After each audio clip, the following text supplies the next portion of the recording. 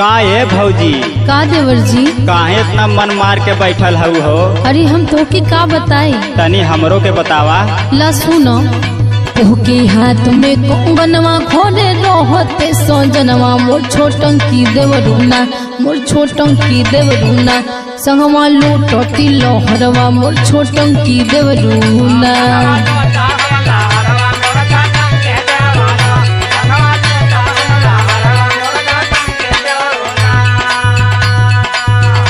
इतना से घबरात हो? इतना हम है ला न जेकर मर्द प्रदेश में रही वो घबराई ना।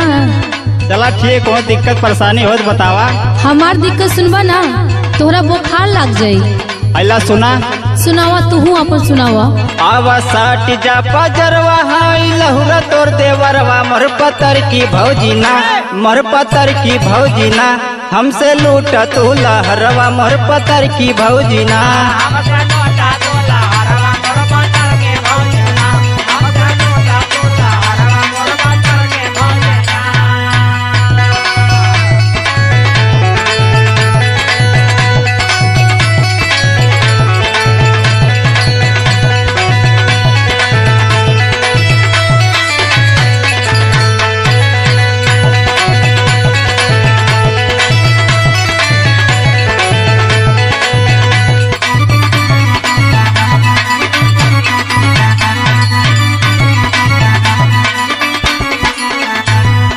अरे देवर जी का बताई तोरा के? बतेबू तब न जानब। तला सुनो। सुनावा। रही रही दहिया में उठे अंगड़ाई,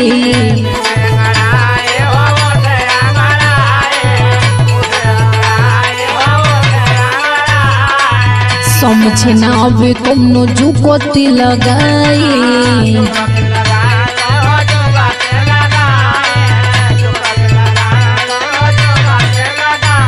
सुना तारा ना? हाँ सुनत है, बतावा तो।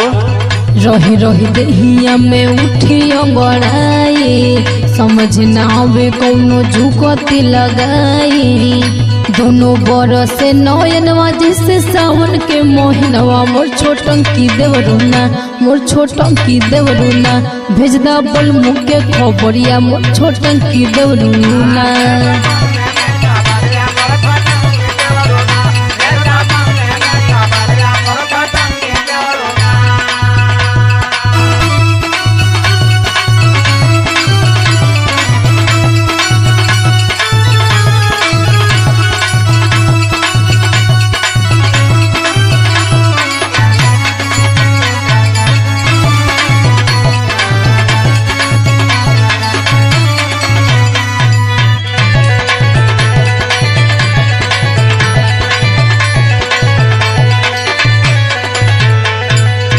इतने से बात बा?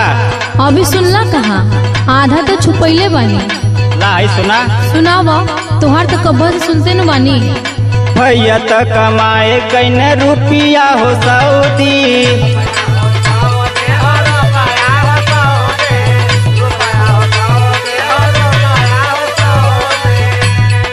हमसे भरावल कर रोज अपन हौदी।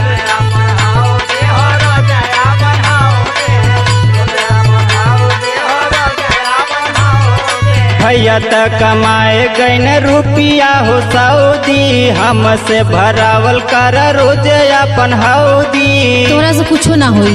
नित्य जखमी हरंद तोहर करी है या दरवा मोर पतर की भौजीना, मोर पतर की भौजीना हमसे लूट तू लहरवा मोर पतर की भौजीना।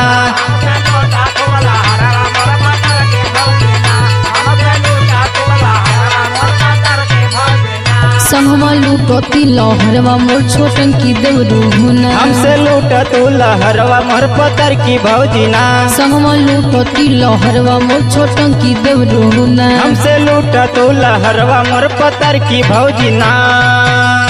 अरे तू अभी लइका बड़ा हो।